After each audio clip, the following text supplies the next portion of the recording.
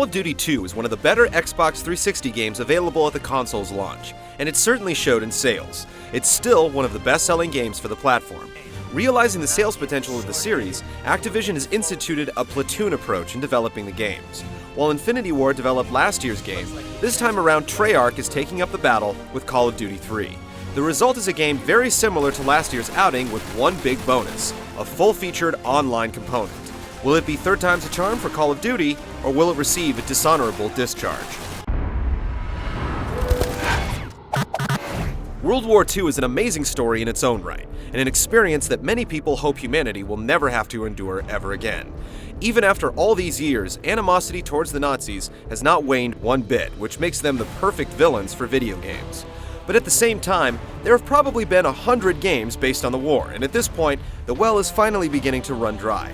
You need no further evidence of this than Call of Duty 3. The game picks up after the landing at Normandy and focuses on various Allied forces as they attempt to run the vile Nazis out of Paris. The game jumps around from country to country without committing too much time to any specific military force.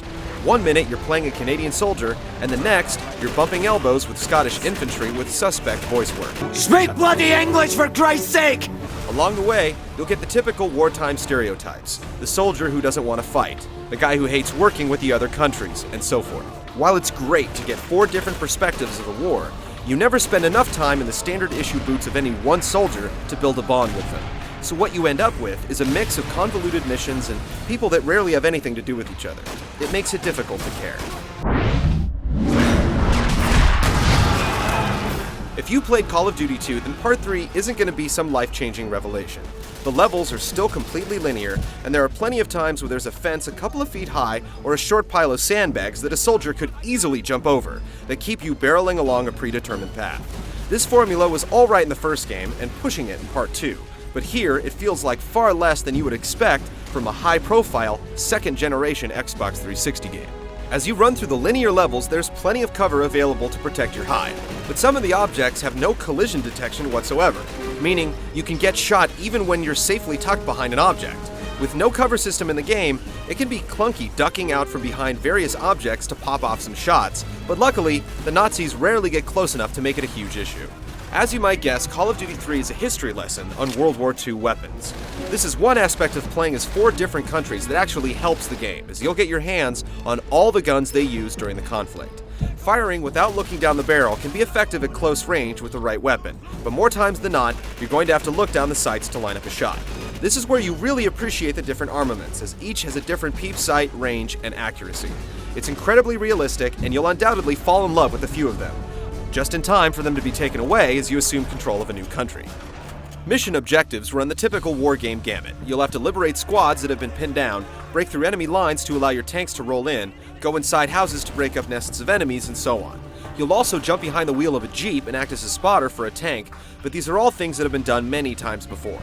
After the 3rd iteration of the series, you'd think you'd be calculating mortar fire, but alas, it's the same game as last year in this regard. The single-player quest will take you around 10 hours to complete, and on the default difficulty setting, the Nazis offer up little resistance.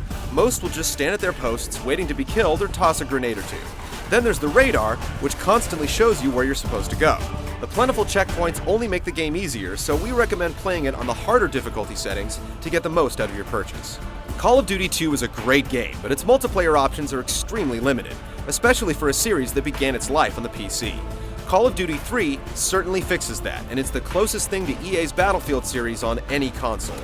Up to 24 players can war it out at once on any of the game's traditional modes, like Capture the Flag, Deathmatch, Headquarters, etc. There are no new earth-shattering modes here, but just getting that many players on a map at once, without the frame rate taking a nosedive, is an accomplishment. In addition to the traditional on-foot infantry play, you can hop into tanks, jeeps, and motorcycles and speed up the conflict. There's also a variety of character classes to choose from that ensure that there's a role to play for every type of person. Overall, the multiplayer options are impressive for a PC game, and absolutely astounding for a console shooter. Call of Duty 3 hits the status quo in just about every respect, except for the multiplayer, where it exceeds it. It's disappointing to see such limited growth in the single player over the years, but the good news is, you'll be able to finish it off in no time and head online where the real game lies. Just like prior games in the series, there are plenty of scripted events taking place constantly. The opening sequence, a humongous conflict with literally dozens of soldiers in battle, is absolutely breathtaking, with a nice surround sound system. But after playing for a while, the entire game ends up feeling scripted. You'll come into an area, take out a predetermined number of enemies, and then the smoke clears and you move on to the next battle. This process repeats over and over until the game is finished. You can take your time and pick off enemies one by one, and seemingly never die. Enemies rarely go on the offensive, so there are few surprises to be had. Most of the unexpected moments occur when you round certain corners or open certain doors, and you're jumped by an enemy. These up-close battles begin with you jamming on the trigger buttons attempting to gain control of your weapon.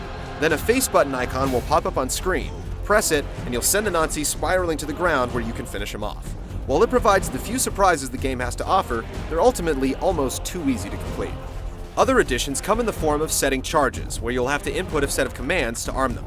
While the attention to detail is appreciated, it doesn't really add much to the game. If anything, after you've done it a couple of times, it just becomes an annoyance. Other than these new features, the rest of Call of Duty plays just as you'd expect. The gunplay is solid, but unspectacular. Most of the enemies can be dropped with a single shell, almost regardless of where they're struck. With that said, it's certainly a functional game, it's just a little too paint by the numbers. We definitely have sympathy for Call of Duty 3. There are so many World War II games out there that surprising people isn't easy.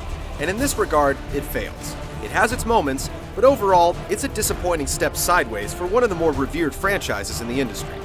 The good news is that it's the most in-depth multiplayer shooting experience on the consoles, making it a game still worth picking up.